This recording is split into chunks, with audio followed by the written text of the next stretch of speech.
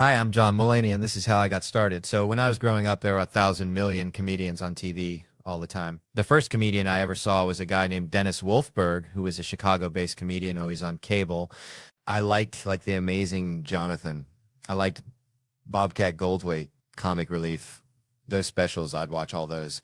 David Byrne was a big influence because when I was a kid, Stop Making Sense was very funny to me. And I also thought that I looked like him when I was a kid. So I thought if I had to dance, I would dance like him and Stop Making Sense. Because I was like, okay, that's a funny way to act. And when I started doing stand up, I talked a little like David Byrne. There's a bonus feature on Stop Making Sense where David Byrne interviews himself and he's like, what are your favorite hobbies? And it's like getting haircuts. And like I not talked like that when I started doing things. First time I was on stage, like ever in life, would have been in a Christmas pageant when I was 4. What did you play in Israelite? I mean, like a passerby, not a shepherd, not a wise man, not Joseph, not the innkeeper, which actually I would have liked to. Now that I think about it the most, that would be the funniest role.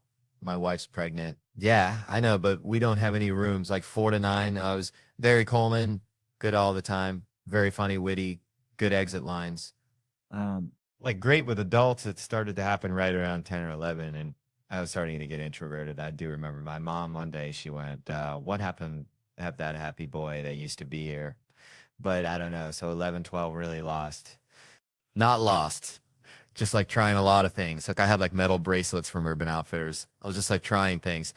I didn't know how to act. And then high school, drink, smoke weed and do coke and stuff and do Ritalin. So that was like, then I could come out of my shell when I was all messed up on that. And I was funny with my friends then. And I started to feel like I am funny and I like this type of Viv. But I still would choke whenever I auditioned for a school play. And then, so I stopped drinking and doing all sorts of genuinely fun things when I was 23. And then I started to become, like when I was like 8 or 9, I felt funny in a way I hadn't in like decades. So I left college and I was a temp and I got assigned at Comedy Central. So I was actually an assistant to the head of development. Uh, and then sometimes when he was in town, I was the assistant to the president of Comedy Central. And that was really interesting because like Chappelle's show was on there. I took the call when Chappelle went missing to South Africa. They were like, you have to interrupt the meeting and tell them. And I was like, okay. And I went in and I was like, so Dave Chappelle's gone? And they're like, yeah, I know. Like, because Dave Chappelle was often 3 to 4 hours late. So they were like, we know he's late, you know? And I was like, no, let's say he's gone. And they were like, health and safety issue. And I was like, I went back to the phone. I was like, is it a health and safety issue? And they were like, yes. And I was like, it's a health and safety issue. They wanted to get season 3 of Chappelle the tapes from production. They were going to put me on a plane that day and send me to LA to get the physical tapes so that they couldn't be destroyed and fly back to New York with them. And that was like interesting, but it felt like actually like a hindrance to being a comedian. So I left that job. I wrote freelance ad copy for Tushka catalog that would sell like, candles and such. And then I started going on the road with a comedian named Mike Birbiglia. I would MC for him, and then I did a college tour with him, and it was like 30 days straight. And I remember I got back from that, and I had $2,600. My rent was $600 a month. Then I got a tax refund because I'd made so little money as a temp, and it was for $2,000. So then I had $4,600 roughly, and I was like, this is the greatest. I was like, I am flush, and I wanted to work. So it was that type of thing where it was like, I don't need to do. It was like, but you're trying to get your career started, but you're thinking like a shut-in or a retiree. I'm like, I don't have to do a thing. I'd be like, if I got hit by a bus tomorrow, they could sign up, which by the way, didn't pay much. I could live for, however many months and be evicted. So I quit all other temp jobs and just did stand up. I read once David Byrne say that he makes things because he wants to see them. I wanted to make the John Mulaney and the Sack Lunch Bunch musical comedy children's special because I wanted to see it. They were like albums when I was a kid, like Harry Nilsson's The Point. Carole King's Really Rosie, Free to Be You and Me was a big influence. That was kind of the first jumping off point. I just felt like they were like things from weird people for children. One problem with making a variety show is that I and several people that have worked on this already worked on a variety show that exists and everything gets compared to it. So I was trying to think of any other good variety show other than the one we used to work on NBC. And there aren't many. And I realized that Sesame Street was the only other variety show as successful as the show we worked on, which was Saturday Night Live. There were multiple kids in the sack lunch that I identified with. Not just that they had different traits, but I could identify with them at different times in my life. The young John Mulaney wouldn't have wanted to be in this special. More like, you can't fathom how much I would have wanted to be in the special, but I think I would have tightened that at the audition. I think I would have blunted, and that's how I got started. Though I did deviate a few times and we got into some libel and slander and how much money I had in 2005. But my new special, John Mulaney and the Sack Lunch Bunch, is streaming now on Netflix, so please check it out, Sam. I want to show another. Yeah, you were posting a lot of old photos. This is you, and that's Simon Rich, and that's America Sawyer. And the three of you wrote together, and dear friends, yes, we wrote about 3 sketches together every week for 3 years. We were the closest of friends, and we would all sit. The 3 of us would sit in a room writing filthy sketches all night long. And you would kind of check in and be like, what are you guys doing? Yeah. And you did a piece of it and be like, no, I don't like it.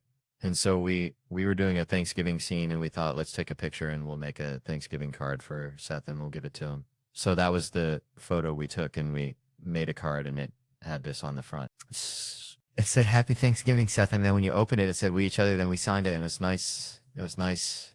Yeah. Another SNL sketcher in is a writer we both love wrote. This is drag drama. Thrill of a lifetime. Yes. James Anderson. How would you describe James Anderson? So for those who aren't lucky enough to know him, don't be distracted by this photo. But James Anderson is the writer who wrote this sketch, Drag Brunch, and is the funniest person in the world, and that any of us have ever worked with yet. Absolutely. Consistently funny week after week. And he's been working at SNL since, I think, 2 yes, and would come into the rewrite room not knowing what anyone was pitching on and pitch a joke that would work worth in anything. He would walk in and say, like, why doesn't she just go, I want a Prepsy? And he'd be like, all right, we'll put that in. So just like funny bones. And he wrote a sketch called Drag Brunch. And I said to him, it is a thrill in my life to be in a sketch that you wrote. And it was fantastic. And I got to wear heels on concrete, which is fun. Do your shins still hurt from wearing? Oh, we figured it out good. Me and the wonderful costume department, we judge based. I have a tear in my hip, too, so we're factoring that in. Got it. How high the heels could be walking on concrete, never having done it before. Super nervous. All those things went in. We went with a low heel. Oh, wow. Do you have a greater appreciation for those in drag for how hard it was? I have a greater appreciation for those shoes and for all the times I've been like, come on, let's get the cab. Yeah. Come on, the Uber's here. I like watch me walk in real time. It was like when a cow's born a calf, I guess a calf. They're called calves. They're called calves at first. This is a sketch you wrote. You in college, you wrote this years ago, yeah. And you didn't pick it. You were the head of writing. I was the head of writing. But I remember saying, I'm like, save it for when he comes back. I'll wait till one of these writers improbably hosts. You were a Les Mis fan as a child. So I should point out, this sketch is called Diner Lobster. Yes. And it was to the Les Mis soundtrack, yes. It was about a diner that serves lobster, as some in New York do. Someone finally orders the lobster, and we bring out the lobster. Who's Keenan playing? A Jean Valjean type. He's facing death. He's lived in the diner for 40 years, and the only music to accompany that is Les Miserables. So what we did was we wrote it by listening to the Les Mis soundtrack, and we changed the words of the songs, and we made them about being a lobster. That's sketch writing, and that was at the table in 2010. I remember it was done, and it wasn't like you were mad, but everyone was just like, as. And then we moved on, and now it's on TV. Who'd you write it for? Do you remember who you originally wrote it for? I think Galifianakis was the host. Oh, Allah, yeah. Well, I think you elevated it. There's a person on TV you get mistaken for. Yes. And you got mistaken in the park the other day. No, this has been happening a lot. I'm not saying I look like the Flash, but I've been told enough. Somebody just went, like they kind of see it. Oh, it's like they're like, now they think I'm the Flash, but it's happened enough that I need to say something. I'm not the Flash. I was at the dog park. I had my dog, don't worry. And I see this woman, older woman, and a little boy are walking along the gate of the dog park. And the boy's jumping up to look over the gate. And he's jumping up and he goes, Flash, Flash, Flash. Like he had a little accent from like old Europe. When old spelled with an E, like Flash, Flash. And his companion, the grandmother, whatever, he says, you are the Flash. And I said, no, I'm not the Flash. You know, and it keeps going, Flash, Flash. And she goes, are you sure you're not the Flash? And I said, it happens from time to time. I'm not the Flash. At that second, someone walked up who recognized me from stand-up comedy and said, hey, I'm a big fan. And I went, thank you very much. And they walked away. And then I locked eyes with the grandmother, and she was so mad. And she looked at me and she said, no, you are not the Flash. Just for those who don't know, let's go over to camera one. There's the Flash. We'll hear. Yeah, I feel like they can't say, but it's not perfect. Like when I came, it's not bad though. When I came home, I came back to the apartment. I was like, I'm sick of being the Flash. It gave no context to my wife. No context. I go, this kid thinks I was the Flash, and the grandma's mad at me. And then this guy said he was a big fan of mine, and that was embarrassing. And my wife finally was like, so let me get this straight. Your two problems are that a fan said he likes your work, and that people think you look like a 25-year-old handsome actor, who, by the way, you don't look like. And there weren't special things for kids the way they are now. Like we would just go see movies. Any movie like Back to the Future, that was a movie like everyone could see. Kids could kind of see it. Great movie, right? I rewatched it recently. It's a very weird movie. Marty McFly is a 17-year-old high school student whose best friend is a disgraced nuclear physicist. And you notice they never explain how they became friends. They never explain it. There's not even in a lazy way. Like, hey, remember when we met in the science building? Like, they don't even do that. And we were all fine with it. We were just like, what? Who's his best friend? A disgraced nuclear physicist? All right, proceed. What a strange movie to sell to be a family movie. Two guys had to go and do that. They had to be like, okay, we got an idea for the next big family action comedy. All right. It's about a guy named Marty, and he's very lazy. He's always sleeping late. Okay, is he cool like Ferris Bueller? No, but he does have this best friend who's, disgraced nuclear physicist. I'm confused here. This best friend, this is another student oh, no. This guy's either like 40 or 80. Like even we don't know how old this guy's supposed to be. But one day, the boy and the scientist, they go back in locked and they build a time machine. Oh, okay. I think I see where you're going here. They build a time machine and they go back in time and they stop the Kennedy assassination. Oh, wow. That's a really good idea. We didn't even think of that. All right. Well, what do they do with the time machine? Well, now I'm embarrassed to say. All right. We thought it would be funny, if he went back in time and, he tried to fuck his mom. I don't know. We thought that'd be fun but no, good point. No, he doesn't get to, but because this family friend named Biff, he comes in and he tries to rape the mom in front of the son. The dad's got to beat the rapist off of her. And also we're going to imply that a white man wrote Johnny Be Good. So we're going to take that away from him. Well, this is the best movie idea I have ever heard in my life. We're going to make 3 of them. Now you say they go to the past. How about we call it Back to the Past? No, Back to the Future. Right, but they go to the past, yeah. Our first guest tonight is an Emmy-winning writer and comedian, from his work on SNL, Oh Hello, on Broadway, in the Netflix series Big Mouth. He'll be playing Madison Square Garden on June 23rd, 24th, and 25th as part of his From Scratch stand-up tour. Please welcome. There it is right there, From Scratch. Please welcome back to the show our very good friend, John Mulaney, everybody. Hello, old friend. Hi, Seth. How are you? I'm good. I can't help but noticing you brought a second suit. There's no other way to bring it out here than to hold it. You remember 18 months ago when you and all those people tricked me and confronted me and said my life was going downhill? Yeah. And I needed to make some changes. Let's talk about the way you dress on air. Oh, okay. They cured the pandemic. I mean, I don't read the news, but they cured the whole thing. We're not working from home. No. You're not in an attic in Albany or wherever you go when you're not here. Yep. You're still dressing like you had a date and didn't want to wear the same clothes at work. So stopped at the Gap in Astor Place and bought a sweater. I don't like to do this. I don't like to confront people. No, but how about a suit? Again? I mean, if you want me to put that on, I'll put that on. But I will say, I feel like we put a lot more into our intervention for you.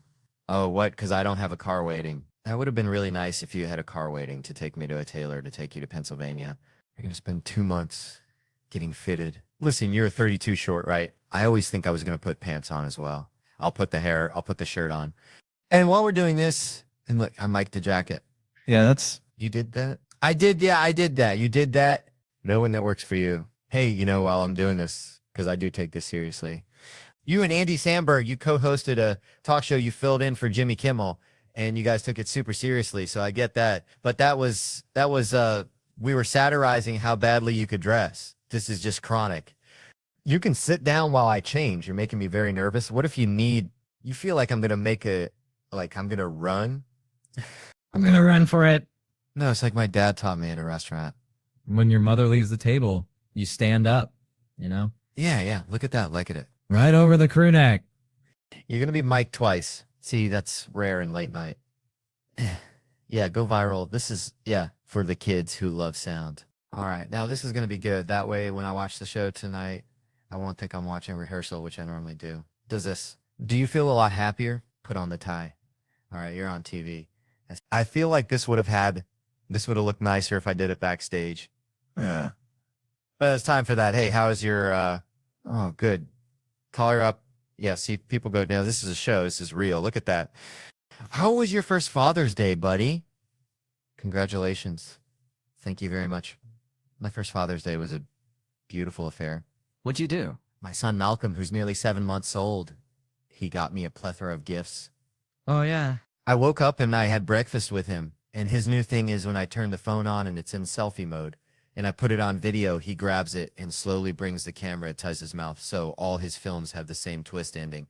I think I have a photo of him and me when we were on Senel, I believe. Oh, yeah, again, it seems like I'm not the only guy you're forcing into a suit.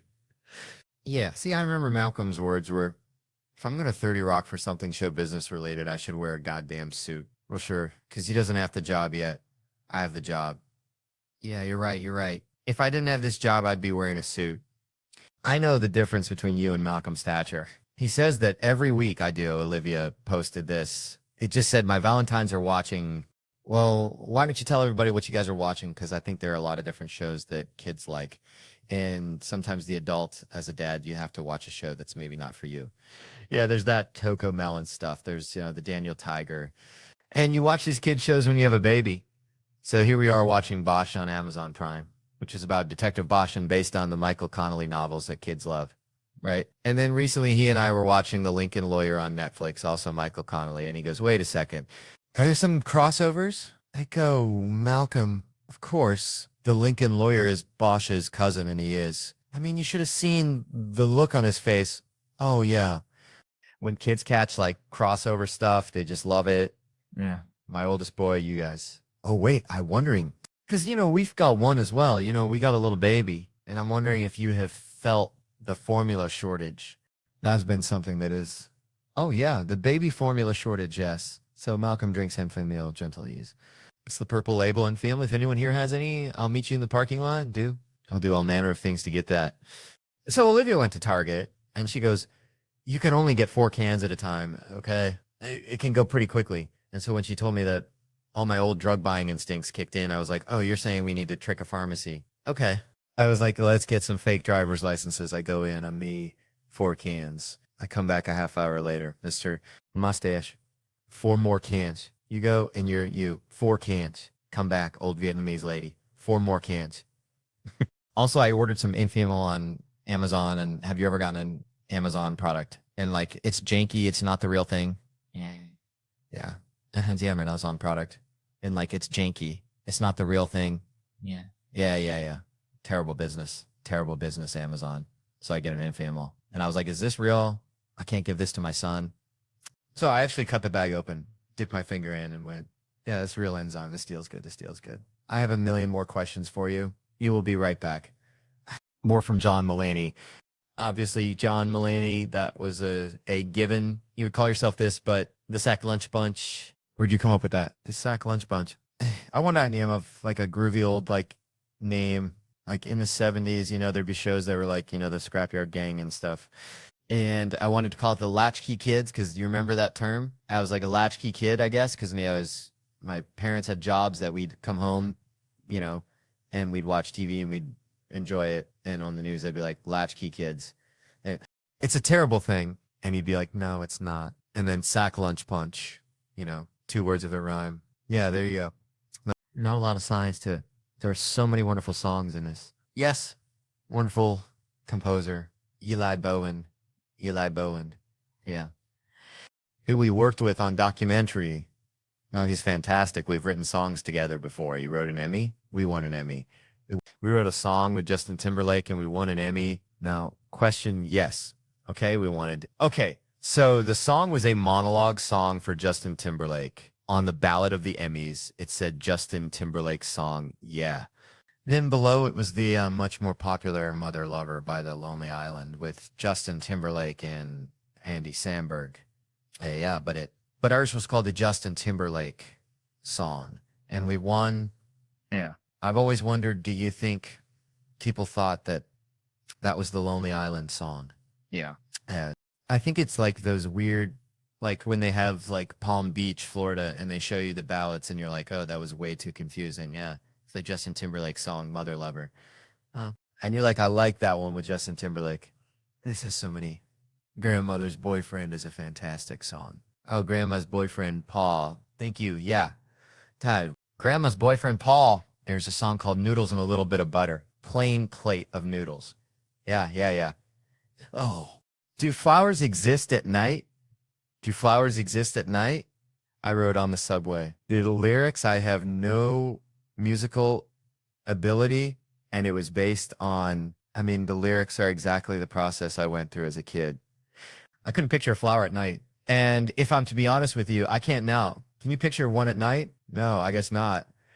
So I would lay in bed, and the lyrics are, do flowers exist at night? Do flowers exist at night? I keep meaning to check, but I always forget to see if flowers exist at night. So, and I remember laying in bed once when I was like 9, and I was like, I forgot to look again because we had like a couple tulips in front of our house. It was like, I was going to go see what they were doing. Did the kids ever, I mean, like, did they behave on set? No, but they did. Like my friend who's a pediatrician and a vet, he says, never work with children and animals. Thanks. And like, we can cut that out, right? But you know, my friend, yeah. Kitty McPock, yeah. Dr. Kitty McPoch, Dr. Kitty, yeah. Thank you very much, Dr. McPoch, yeah. He treats kids and animals. That's why his name from birth was Kids. And when a guy like that says, don't work with kids anymore. Yeah, but I don't listen to him. So 15 kids are great. They really psych each other up. They were very supportive of each other. Yeah. They like, you know, some kids might have a bigger part in one scene than the other, and they'd all have like, you were great. You know, and in many ways, like a little more mature than like people we worked with at Saturday Night Live. Yes. So that sounds a lot nicer than and we weak each other. But you still, oh yeah. But it'd be like, oh, that was yours. Yeah. Okay. But there were 15 of them, and they would get really like riled up, you know, when they have the clapboard and they go like Apple Mark, they would yell like Baker Mark, Charlie Mark. And this one girl, every time we go Toilet Mark, and I know it's not funny, but if you heard it 900, you'd start laughing a lot. And so Reese Thomas, our wonderful director who's worked with every host of SNL, yes, he's worked with everyone. He's been under pressure many times. One day they were just so like out of their minds, and Reese ran up to them and they were just all talking at once. And he went, do you behave in school like this? And one girl went, we don't go to school. You have, like I mentioned, some great guys. Richard Kind, who's one of our favorite people in the world. There's someone else you wanted to get? Yeah, and this would be who kids today would want to see the most. This is what I thought would be a real crowd pleaser, was I wanted former presidential candidate Michael Dukakis to be in it. He was like, when I was 6, he was like one of the 2 most famous people in the world. But I wanted him to come on and go, John, I got one of your letters by mistake. You know, and then I'd go, hey, everyone, it's Michael Dukakis. And the kids would cheer for 30 seconds straight. And he's teaching at the moment, I guess. And he said, can I see a script? And I wasn't done with it. So I was like, you don't get a script, you know, because I was always like delaying. So we didn't get Dukakis this time around. Yeah. Yeah, the kids. Kids, I think, will still enjoy it. I think so. Yeah. Never have we forgot about a dude more than Michael Dukakis. I mean, like, well, not half, but almost of America wanted him to be the president of the United States. And then he lost. And they were like, get the hell out of here. And then, yeah. When I think about him in that driving that town. Yeah. He rode a tank with a helmet on. Yeah. And that, I guess, and then somehow that was bad. Yeah. And because the other guys used it against him. Yeah. They were like, look at this idiot. Well, you know, like you can make anyone look bad if you go look at this idiot and then show a clip of them. And yeah, I mean, right now, just, I don't want you to take this the wrong way, but if you were to run for president right now, there's so many things in the sackcloth lunch bunch that would just sink you right away. I just take the pediatrician vet joke and do it in slow motion. Go look at this idiot and go like, my friend's a pediatrician and you'd win. I'm Mel over you. There's an idea that I hear a lot where people like to theorize that comedy all comes from a place of pain and sadness. And people like to talk about comedians as if we do what we do because of some inner darkness. And this is especially thrown around when discussing Robin Williams. And with all due respect, fuck off with that shit. Like, have a little respect for a brilliant artist who is just more talented than you. That's what was happening. And making people laugh is incredibly fun. The art form of comedy is a joy to perform. And being a comedian is not a psychiatric condition. Are many of us also very fucked up, myself included? Yes. But whatever. You know, there are depressed people, people who don't even have the decency to be great comedians. Why don't you pick on them for a change? I know that you are a great lover of crime documentaries, crime novels, real true crime books. Yes, and you've had some interactions, some brushes with danger recently. Well, yes, I don't. You know, I don't want crime to happen to me, but and that's why I'm running for mayor. And I don't want to crime to me. I love true crime and have been a little obsessed with it. I went on a date once with a wonderful young lady who halfway through the date revealed that her dad had worked on the Joan Bennett case. And I was just like, whoa. And then I asked her 1,000 questions about Joan Bennett, and we had a second date. But I've always wanted to solve a crime, and I woke up a couple months ago. I was on a break after a lot of touring, and I went outside my house in Los Angeles, and my car was shut. I went inside, and it had been rummaged through. Someone had been in there, and they left a hat. They left a baseball cap on the passenger side seat, so I go, aha. My car had been broken into before. So I go, this time we got a break in this. So I go inside and I got my surgical gloves and I come back out and I had a Ziploc bag and I had my surgical gloves and I grabbed it just so, you know, not tainted, and I put it in the Ziploc bag. And then I remember that during the OJ Beche case that Dennis Fong, you know, that guy, he ruined some of the DNA because it got too warm outside. So I put it in the refrigerator. So I take the hat and the bag. I go, I'm no Dennis Fong. I put it in the fridge, and then I called the authorities, and then I waited in front of my house. Because I was like, fellas, don't worry, it's under control. Well, you've pretty much done all the work for that. Absolutely. Yeah. I've done the sleuthing in the forensics already, and they're safely in my CRISPR drawer. So they show up, and they go, what's the situation? I go, someone broke into my car. And they said, did they break a window? And I said, no, I leave my car unlocked because people used to break in and break the window. So now I leave it unlocked. And they said, what did they take? I said, I have no idea if they took anything because I have no idea what's in my car. You know, I'll find like my wife's glasses sometimes and wear them if it's sunny. So I have it's just a scavenger hunt in there. And they said, why haven't you ever called us before? And I said, because now we have a break in the case. And I led these two LAPD officers in my house to the refrigerator. And I opened it up and I took out the hat. And I was like, he left his hat in the car. And they were like, okay. And I was like, so you can run that through CODIS? You can run that and maybe you can get a hit on who it is. They were like, why would we run it through CODIS? And I was like, because he committed a crime. They were like, one, he didn't break and enter because he left your car open. Two, he stole nothing. Maybe we have him for trespassing, but like we don't do a national DNA search. But I said, you can frame it as the guy gave you a hat. That is an interesting way to look at it. Real glass half full type guy. Me. Some guy touched my car and I'm going to nail him because of the DNA. But I said to them, this can escalate. You know, today it's a car, tomorrow it's an Escalade. De-escalates. And so, but I was like, but, Manson and I don't like to speak ill of the dead, but he was a lousy guy, right? He would creepy crawl around. That's his term, people's houses and stuff. And he was up to no good. So I said, I understand that, but what if this guy escalates? Don't you want his DNA on file? And they're like, what file? What are you talking about? And they're like, the only way we would need a DNA profile is if, and then I said, if he murders somebody. And then I remembered that sometimes serial killers like to help the police, and this whole time I've been talking about this guy in the third person. Like he's quite cunning, but he will be back. And then my friend had her car broken into down the street. And I said, you should go ask her because her car was also broken into. And they said, was anything stolen from hers? And I go, I don't know. Let me let her know that you're coming. And I said, the police are coming. Tell them that he sewed something, which I thought was a great way to get the hat again, which is nice and cool in the fridge. In the national system, it turns out that that is framing someone for a crime. Oh, but I will break rules to get these guys behind bars. If they're watching right now, they should know you're the wrong guy to mess with, because absolutely you come in my rave for and quickly realize I have no valuables. How dare you? And the word on the carpet. Oh, that's mine. All right. I want to say real quick, so exciting. Big Mouth is back. Yes. A fantastic show. Yes. Created by Nick Kroll and Andrew Goldberg, and it's based on their friendship, Nick and Andrew's. And I get to voice Andrew alongside my very good friend Nick Kroll, who also voices the hormone monster scene there. It's a fantastic show. I'm so excited. It's back for a second season. I'm so excited too, and it's always great to see you. Congrats on 9, Sam. Please give it up for John Mulaney. Hello. Hello. My name's John Mulaney. How are you? I'm going to do stand-up comedy now, which is like a funny speeches. Okay, I'm good.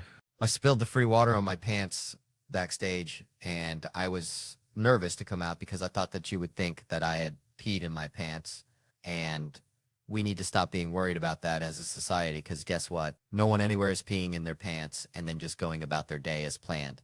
Just like, I seem to have peed into my pants. Off to the side until completion. But I have appointments. I must soldier on. I'll sure get a lot more done now that I don't have to go to the bathroom. I see people in bathrooms, they're like under the hand dryer, like grossing their genitals enough. It doesn't even look like pee. Have you ever actually peed your pants? Of course you have. It's like an abstract painting down the inside of your thigh. It comes out the bottom of your shoe. Pee is like fire in the movie Backdraft. It goes where it wants. Also, it wasn't water. It was pee because I stopped peeing, but I didn't stop, and it kept coming out a little bit. I'm 35 now. That's young, but it's also not. My mind is in love with this Timothée Chalamet, son of a bitch.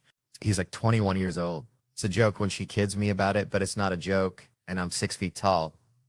That's like a big deal to me. I don't know why it's a big deal to me, but I like that I'm 6 feet tall. We were coming back from dinner the other night. My wife walks past me. She goes, Timothée Chalamet, 6'1". And I just internalized it. And then the next day I looked it up online and it said he was 5'11". So I leave the garage. My office is in the garage. And I go into the home where she is. And I go into her office and I go, he's 5'11". She goes, what? I go, the boy, he's not 6. He's not 6'1". He's 5'11". What the hell are you talking about? I'm 6 foot. I'm taller than the boy. You said Timo Chalamet was 6'1". He's 5'11". She goes, I was fucking kidding. My wife is very tough. She's not sensitive. Sometimes I think she's going to be sensitive. I got like a back x-ray done because I don't sit up straight. And they saw in the x-ray, they saw a shadow on my lung. Okay, everything's fine, by the way, but this was back in the fall. And I was on tour. And I didn't want to tell her over the phone. So I waited till I got home. And then I sat her down. When I got home that morning and I said, hey, sit down. I need to talk to you. And this is not a bit, which is what I have to say before I say anything serious to her. I go, this is not a bit. It's going to sound scary, but don't worry. Everything's going to be fine. Now, I don't know if you were a male comedian in the fall of 2017 or in the winter of 2018 currently, but sitting your wife down and saying, I got to tell you something scary, but don't worry. Everything's going to be fine has different connotations. My wife said, what the hell did you do? I said, no, I might have lung cancer. She said, oh, thank God. This is a beautiful event. I'm really happy that Lauren and Seth had me at this. It's great to give to charity. You got to be careful about who you give to, though. Because sometimes you give to someone that you think is deserving, and then there's someone else who is equally deserving, and they totally get shafted, like in Charlie and the Chocolate Factory. What if I didn't tin what I meant? Like Charlie and the Chocolate Factory. All right, good night, everybody. Remember Charlie gets a golden ticket. He can take one person with him to Willy Wonka's Chocolate Factory. And he says, I know who I'll take. I'll take Grandpa Joe. And Grandpa Joe says, really, Charlie, you're going to take me? And they go to Wonka's factory. And there's some shenanigans, but there's a lot of life lessons. And in the end, they get the greatest gift of all. And it's a wonderful tale of the human heart, isn't it? Well, guess what? Charlie has a whole other grandfather. And he doesn't give that other grandfather jack shit. His name is Grandpa George, in case you've forgotten. It's Grandpa George. And he sleeps in the same bed foot to foot with Grandpa Joe. And he looks like a turtle. And he doesn't have a line in the movie. And he doesn't get a goddamn thing. Charlie Bucket waltzes in, waving gold around and goes, I know who I'll take. And then he walks over to that 4-person nightmare that is his grandparents' bed. And he walks over to that Mount Rushmore bed sores. He goes, I'm going to take Grandpa Joe. And he kind of gives the finger to the other three grandparents. And now maybe you're thinking, hey, Grandpa Joe, maybe he deserved to go. He had a tough life, right? Because remember, Grandpa Joe, he says, I don't know if I can go, Charlie. I haven't walked in 40 years. Wait, let me check. And then he lifts the world's worst smelling duvet and he gets out of bed and he can walk. Fuck you. You could walk this whole time, you walrus mustache son of a bitch. You John Bolton looking asshole. We've been supporting you while my mother cooks laundry soup. While singing Cheer Up Charlie, which is an awful song and we all fast forward through it. Good night, ladies and gentlemen. Thank you very much, Sam. Have you ever received any nicknames based on your height? One of my nicknames was, I can't believe it's that big. That's what they call me. See that smoke? There it is. What are you doing? I'm pulling this out, words I never say. No, not. It's got to be harder than that. What the hell was that? That was a dodgy nose pop. This thing about good clothes, my piece of advice for anybody that's short is that it's okay. There's nothing that comes with being tall outside of a conversation. There's nothing that comes with being tall. Nothing. There's nothing that comes with no advantage at all. Tall people are stupid. We rock. Little guys, little women weck. We rock. Kevin. Oh man, thank you. Oh, thank you, man. That's crazy. Appreciate it. That is crazy. If you did that annoying on set, it's just as easy as he's a mod. What's his most annoying? What is the onset? Right there. That's it. This is my face. Do you guys have any party tricks or anything? Oh, we have many. Okay, come on then. Well, first, can you wait a second? What's mine? I can tie. DJ can tie his balls in a knife. You know, older guys have long balls, so he can tie his balls. And without using my hands, I shake my hips. What's the nicest thing you've done this year? I gotta think. Or the naughtiest. Or naughtiest. Yes. Well, I mean, on my honeymoon, Santa. Hey, come. No, that's enough. That's too much. That's too much. I don't like your bad breath. Okay, I do not like it. Because you dress clean, fresh, everything is cool. And when you talk, it's like, yeah, Kevin, your breath isn't actually that bad. Thank you. Because I'm glad you said it's actually not that bad. Well, when you said it, I tasted it. And I'm not going to lie, I said this might be an issue. Reason why I snore. That makes it worse. Big time snore still coming out now. Okay, well, you fart in your sleep. How about that? That's a different situation. Or he farts in his sleep. Gas X, some of my best friend. Whatever. In the time it takes this iguana to pick up the worm. Name 3 British people. Go Queen Emily Blunt and Lad Bible. I'm Kevin Hart. Right. In high school. Yeah. Hey. Hey, everybody. Hey. Hey, girl. Now, she ain't hear me. She ain't heard. Hey, what's up, man? No. You ain't seen me. Come on. Name 3 websites, you porn shit. Not that I know that. How do I know? I swear, I would have got all those. You porn, Pornhub, Eskimo, too. If there was a Jumanji League of Superheroes. And when you were Black Adam and Karen was Nebula and Jack was Nacho Libre, who would Kevin be? Hunky Pete. He'd be Hunky Pete. What would his superpowers be? I'd be Black Adam. Look at Hunky Pete. Would you rather never have sex again or every time you do have sex throughout, you have to scream Jumanji constantly. Jumanji. But you can have gaps. Look, I'll take this one first. I can say that because you already got something on your mind. Then sure. Well, I'm quite creative. I like to so I don't mind. Dwayne's got a tattoo right above his ass that says, come on. According to Google, how tall is Kevin? 4'2". Yes, that's legit. Hey, you actually had me sold all that shit. I don't think he's going to get it. No. Yeah. How tall am I?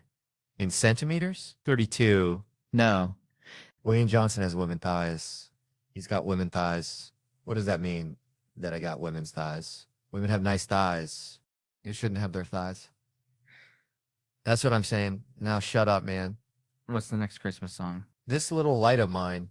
Oh, this little light of mine. Shoot from the hip, this little light of mine. I'm going to let it shine. This little light of my heart. I'm going to let it shine. Let it shine all of my heart.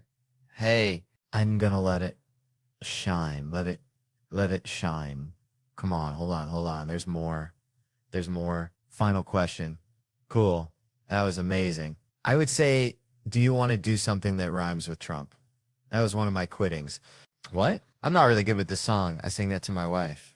Yes. Do you want to do something that rhymes with truck? Wait, what are you talking about? No, you don't. Do you want us in on something that rhythmistic? No, it's just my wife. Your head looks like a long breast, like a long sacrum, No. like with a areola right on my forehead. Areola is right on your forehead. Areola is right on your forehead. You got a nipple head. That's up, guys. Don't encourage him. He's got a titty head. Okay, which of your co-stars would you like to switch with? I'm a fit DJ too. DJ too, because I don't know what it's like to be stupid. I just want to be stupid just for a day.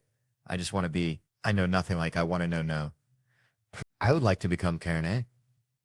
Thank you. You're welcome. Because unlike these guys, would love to get in touch with my feminine side so I can be the best husband and father and I can be for my wife and my daughters and all of women around the world. What a hero, including yourself and including everyone watching, not only here in Germany, but around the world.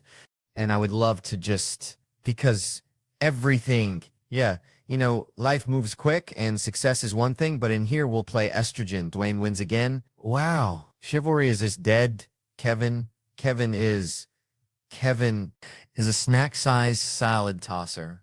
Salad tossing, sexual salad tossing, sexual salad tossing. Yeah, I'm nailing this.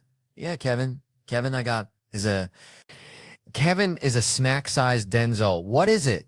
When you think of the greatest comedians of all time, even stand-up comedians, you have Eddie, Chris, Rock. I didn't expect. Who else? Robin Williams, Ellen Gallagher. Yes. That's a good one. And then that's it, really? That's it. When you think of comedic rock stars, that's kind of it. You guys want bringing it over? You'd all want bringing it back up to bring it back. David Chappelle, right? Chappelle, that's our boy.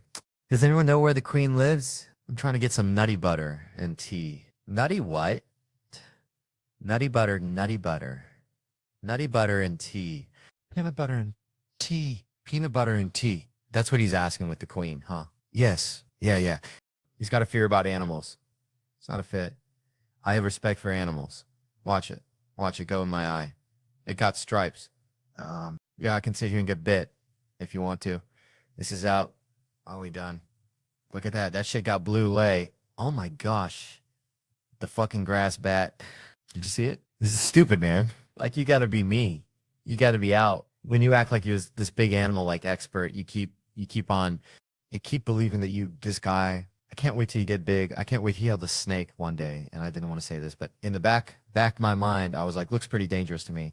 Give him a good dose of poison in his ass. Oh my God, it's going to be crazy. What was the name of the title? Don't This Up. I love that. I can't just see it. When is it? December 22nd. I'm going to be busy. When is there a rerun? How does that work? Lila Berry's Life. Okay. That's what you need to understand. You don't kiss these lips and go back to regular lips. These are some amazing kissing lips.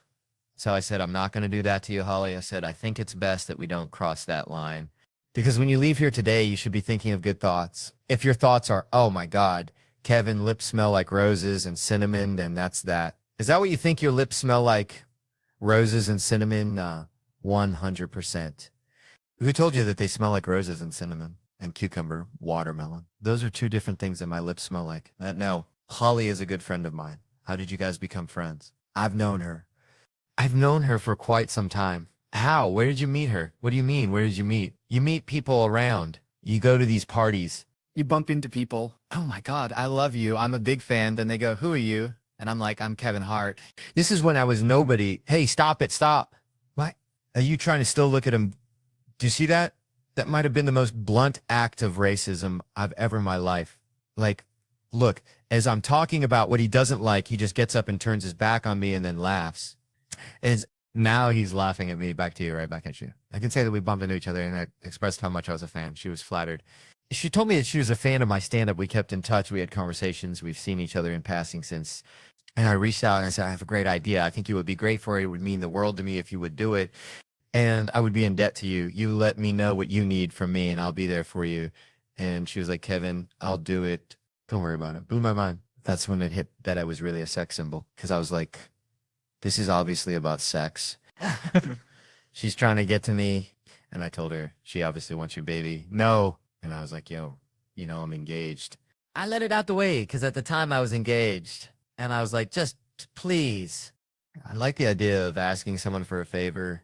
them saying yes and going, by the way, I'm engaged. Wait, what are you talking about? She was a sweetheart though, man. Holly is such an amazing person, amazing talent. Funny as hell. She came on, she over delivered, and you know, it kind of makes you step back and look at what you're doing. Cause the whole time I'm like, man, this is so cool that Halle Berry's in it. But Halle Berry was in it and she was doing a version of Halle Berry that nobody has ever seen.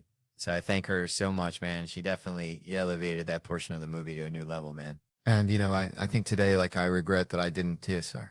I do a little bit because I was like, that was my moment. I should have did it there. Because I was hard the whole time. And this is, no, I'm just being honest. I really was. And I was no way to explain it. You know, I just kept telling her it was the wind, but it wasn't. It was what it was. So, but it's good in the movie. We edited it out. You can't tell what it is. Because I thought in dress pants, and that's where my problems come, man. Whatever. We're getting off subject. The point is that you have a racist dog on your set. That's the point. That his movie is called Kevin Hart. What now? And it's in theaters now. Thank you, Kevin, for being started to verbally put her nasty shit on you. Turn over, baby. Oh my God. Don't put your fingers in my butt. What? Would you say, baby? Nah. Oh my God. You gonna put your fingers in my butt? No, baby, I'm not about to do it. You gonna put 2 fingers in there? No.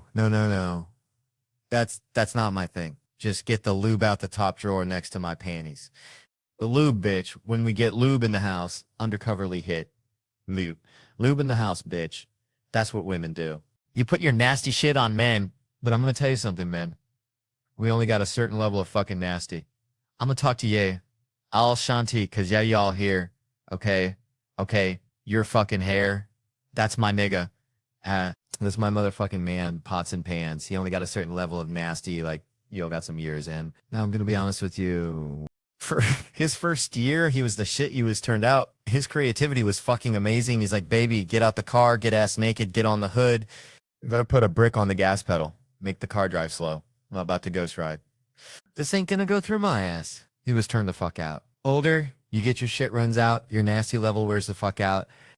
He's still trying right now, but it ain't as good out there trying to be creative. This is how old niggas come up with shit. Okay, hold on, baby, get the, hold on.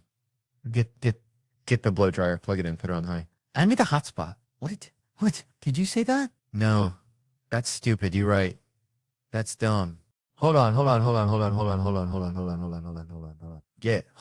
baby. Hey, get the dog and the cat to make him fight.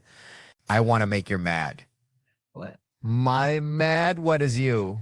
The older you get? Now, my job is to make you all laugh and educate at the same time. Here's my dog to educate. I will see a lot of couples here on double dates tonight, okay? I'm telling you why you don't do that. I tell you why, Shaq. Then I'm out of here. Listen to this shit. Some fucking shit. Fuck with you. Know you for a minute. Pay attention. Okay? I'm small, but I fucking know a lot of shit. Okay? Here's why you don't double date and pay attention. It's serious. All you do is compete with the other couple. That's it. I'm telling you. Real shit. Let's say he lean over, give her a kiss. Love you, babe. It's innocent. Love you, babe. First thing she gonna do, she gonna look at you. She's like, must be nice now. Now the competition started. Now, the only way you can win is to suck her titty at the table. That's it. Now, listen. What I'm saying is real. Okay? No. Here's us point. Here's my point. Why she cover her titties like you was gonna jump on the titties? All right. No, he's not. It's just, I'm just talking shy. Listen, here's the fucked up thing, okay? Here's why I say that. Women are so emotional. They discuss everything, Shaq. They fucking talk. They talk about y'all business, man. Y'all don't discuss each other business. All we talk about is the shit that we might do. That's it. But they discuss everything, and it come out all night like this. Are y'all out? Are y'all drinking? It's All-Star Weekend. You having a good time? This one to come out. I'm showing you how I come out. You get mad at her. You're like, you know what, Keisha? I can't stand them. You come out. You get drunk. You get drunk. Tonight, she, like, whatever. At least I don't eat ass. You like what? Listen, look, hey, look. You like what he has? Oh, you don't eat ass? You don't eat ass? Hold up. Who you told him? I asked. Everybody was talking. I didn't know it would come out now. Now you got to sit there with the you ate ass face. You sitting there like this. That's the you ate ass face, right? So Of course you bring it back up because you're mad. You like, hey, look, first of all, only time I ate your ass was on your birthday day. No, no, no, no. You want to talk about it? Let's talk about it. I didn't get you, so I ate your ass. Don't make it seem like I'm out here every day and I'm just eating your ass. Everybody sitting here pushing my glass to the side like I got the shit mouth of y'all better.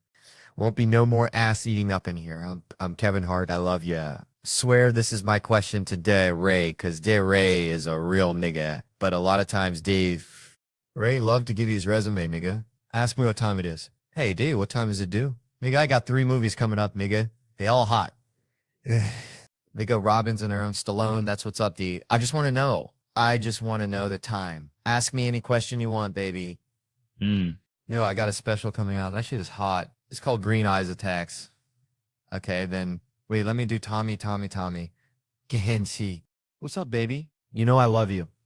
How do you? Don't do it. But I did it. I did it first. Hey, here. It's real quick. Who is that? He was with me the other day. I will. This dog out there? No, dude, that's my wife. I know, man. Hey, sad dude. Good today, man. Hey, Kevin Hart. You know Kevin, right? Hey, enjoying the show right now. Pretty good show. The show I put together myself. And I already got a Check Roast 1 and 2 in store. It went platinum, I think. I do go platinum, but it's a great show. You know, sorry. My voice is voice, but, you know, we just want to come out and have a good time. What did he say? Yes! How are you doing? Tell him. I don't talk to him. Tell him if you want to talk to me, he talks to you. And relays a message. So glad to be here. Really feel really bad. He doesn't talk to people. You, big time. Like that. You from Bill, you don't talk to people anymore, Kevin. What? He said, you're looking nice. You going to talk to me, Kevin. Harry, you see this microphone? Harry, don't touch me. Can you tell him, please, not to touch me? Can you tell him not to touch me? Don't, Harry, can you tell him not to touch me? He asks, would you not touch me? Tell Rasu. He said, hey, I'm a motherfucking, if you don't know it, look at my tats, count them 1. That's 2. That's 3. That's 4. I represent the motherfucking bodies. I laid down, tell him lay another hand on me. I got 6 tattoos. I overlook some of the things that I do because I never thought twice about them. Me and my kids go to the amusement park. We do the whole park. The whole fucking park, man. 30, 40 minutes. How? Well, I call ahead. There's a concierge they assigned to me. I get to the park. Concierge walks me and my family up to the front of every single ride. Done it for years. Keep in mind, I explained to my kids, listen, this is earned. It's not given. This doesn't just happen. Your father worked hard to be able to walk to the front of these fucking lines.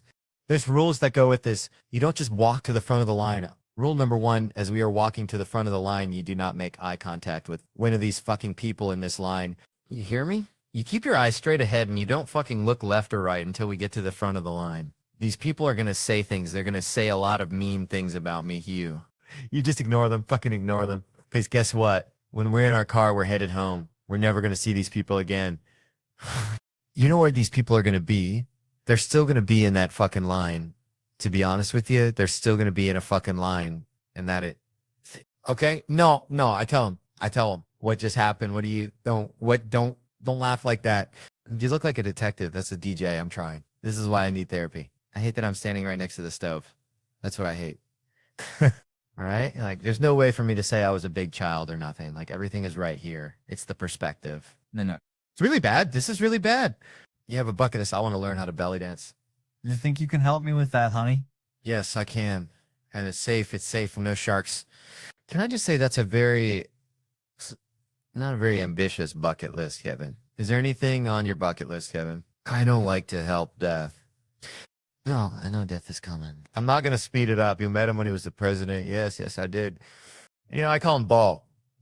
Personal relationship. No, I did meet him, and it was funny. I go to the White House and the same thing. He wasn't supposed to be there. We go, and they say he might, and he comes out, and I'm with my wife.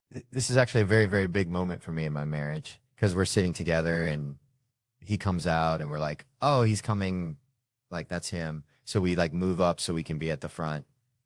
Because he gives his speeches around the holidays, and he sees me, and he goes, Kevin Hart, thank you for making time for me and coming to the White House. Love you. We love you. And I say, you got to be kidding. He looked at me, and I had to play it so cool. I turned to my wife. I said, but you want to give me shit in the house. It was so good. It was so. Like, she couldn't say nothing. She was just looking at me like, a chill. This was my Robert De Niro, and I held it. I held it the whole time. Now, here's what pissed me off. When I was done that impression, nobody in the room clapped, which I felt like that was racist. I mean, it was really racist. I said, okay, guys, here it goes. This is my impression of Denzel Washington. So I held my hands like this, and I was like, chomp, chomp, chomp, chomp, down in the day, bitch. And I'm dead serious. That was my impression. And I found out that that wasn't even a line. And Q kept talking about, he was like, yo, the way that you wear your jeans, they're like so fitted. They're so small. Like whenever you walk, it's like petite, like put together, but it's like something's mysterious about it. And we was like, y'all don't know how much we mess with him. The way we walks, he's like, Connor, man, you gotta, there's nothing wrong with the way I walk. I have a normal walk. This is my good friend, Nicole Kidman. This became a meme. This almost ended. Nicole, you see this right here? Right here? Yes. Well, they caught her in the bed. Clap. It was the middle of a clap, and they saw that she had boomerangs for hands right there. You don't want to do that. So you got to relax. That wouldn't happen if it was a relaxed moment. Okay, that's what I love the most about working with Cube. You know, he started off as the guy that you assume was angry because he never moved his lip. His top lip is always straight. All day. All day. That's his lip. All day. Kill. You want to eat? Maybe. Shot is so good that you forget that he hasn't had a decent shape of a haircut in the last 5 years. Yeah, show some love for Steph Curry, all right? Okay. Yeah. I'm dying for round one. Come on. I thought that was very good. I thought you did great. I got him where I want him. I got him where I want him, baby. Oh, run along the beach. You just got to get out here early. You got to get out here before the, all right. Okay. Okay. You know, I had one guy while I was running actually throw his own shit at me. That's a true story, Jake. Sir, we want you to draw a picture of us, but we like it to be quite low key that we're here. We don't want anyone to know that we're here. Don't draw any attention to the fact that you're drawing a picture of us. Is that okay? Is that cool? I'm not getting out of the car unless you promise to keep this on the low. I appreciate that. Listen, normally I would pay for this, but because of my success level, I feel like I shouldn't have to. That's how the rich stay rich. We just take this shit. Okay. Absolutely. Thank you so much. It's what? What's your name again? Feet? Galia. Oh yeah. Here's the best way to get you over your fear of feet. You can't take steps in life without feet. Ooh. Your fear is prohibiting you from progression. The minute that you can look at feet and understand that feet are simply what move you forward, you will put your fear behind. Yours was like therapy. Yours was like medication. Yes. Okay.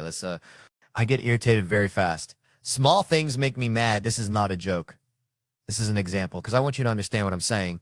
I don't like it when people eat and sweat at the same time. I don't fucking like it. Like if somebody's eating while they eat, they're like, oh, I'll punch you on the fucking face if I'm there. I swear to God, I'll punch you on the fucking face. Slow down. Ain't nobody gonna take that food from you. Slow down. Tell you what else I don't like. Not gonna like it, but I'm gonna tell you anyway. I recently realized that I don't have any patience for unattractive people. There, I said it. That's how I feel. I know when you first hear it, it's a blow. It's a blow at first, so I ask that you stay with me, okay? Stay with me until the end. I feel like they're very needy. Unattractive people are very needy. They always want something. Excuse me. You know where I can't. No, I don't. No. I treat them like cats. Get your ass out of here. Get out of here. You better get so much. It's too fucking much. Let me tell you where the joke came from so you don't think I'm a dick. Okay? I was at the bank, right? I get down at the bank. I'm in my car. I'm about to pull out the parking lot. You got to stop at the little parking booth, right? You got to give the guy your ticket. I go to get a guy my ticket. He slid a glass back, sticks his head out. Very unattractive man. Whatever. He sees me. When he saw me, he lost it.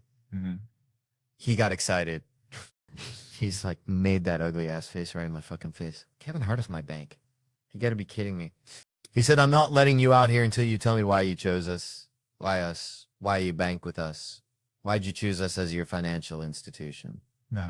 I couldn't believe what the fuck I heard. I said, I don't have time for this. Press the button. Let me the fuck out of here. I don't have time. He did it again. Hey, man, you out here too? You tell me, why us? Why'd you choose us? Why'd you choose us? Kept saying us. I told you, I don't have any patience. I lost it. I snapped. I said, stop. Saying us, you don't got to do with that goddamn bank. This parking lot ain't got shit to do with that bank. Hit the button. Let me lift you up out of this is when I'm body out mad. He looked me dead in the eye. He said, I got all day, Kevin Hart all day. I realize he's not playing. He's not going to let me out. I got to answer his question. Okay, fine. You want to know why I chose this bank? Your customer service loan rates, free checking. There you go. That's why. That's why I chose, yeah. Oh, this is what pissed me off. He goes, that's all you had to say with your little ugly ass. I said, what did you just say? Did you just say to me, get your ugly ass out of my life? He hit the button, had to pull off. Now I'm not ugly.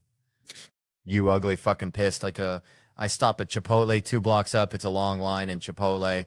Now I'm even more irritated. I'm only in this long ass line because of that unattractive ass conversation. While I'm standing in line, the woman behind me goes, oh my God, though, it's such a nice day. It's so beautiful outside. I'm about to fucking snap. I'm a loser. I'm a fucking snap. Turn around. I'm going to let this goddamn woman have it. I turn around. I see her. This is by far one of the most attractive women I've ever seen in my fucking life. She was gorgeous. Immediately, instantly, I had time. I had fucking time. I said, you know what? It is a nice day. It's so nice outside. I turned into a fucking weatherman. I said, what we need is rain. We ain't had no rain in a minute. She said, I wasn't even talking to you. Turn her back on me. What the fuck? Oh, no. That is not acceptable. Excuse me. She turned around.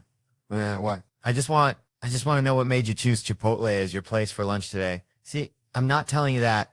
And I said I was an unattractive person in that conversation. Guy flipped it on me that fast. Let me tell you something, people.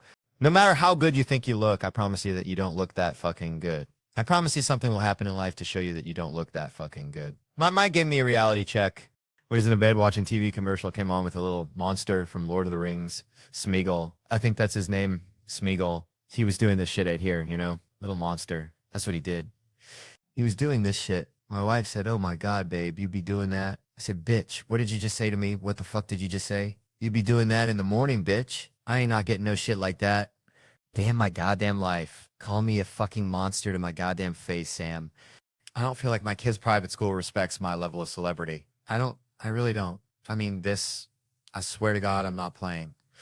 I told you, I'm going to be very honest. It's my fucking household. I'm not holding back.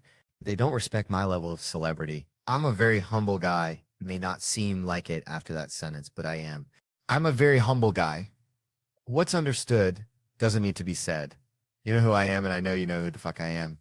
Don't make me say who I am. They put me in a position to have to say who I am. I go drop my kids off at the school. Teachers come running out, surround my car, all right, we would love to talk to you for a second. The big fair is coming up. We do this fair once a year at the school.